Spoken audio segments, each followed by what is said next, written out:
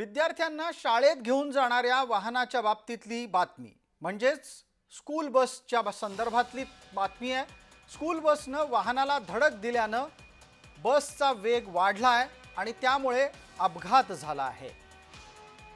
या अपघाताची दृश्य आपल्या समोर आहेत। कविता लोखंडे आपल्या सोबत जोडल्या गेलेल्या आहेत। कविता, अपघात कुठे झाला आणि यात लहान मुलांना काही इजा झाली आहे का?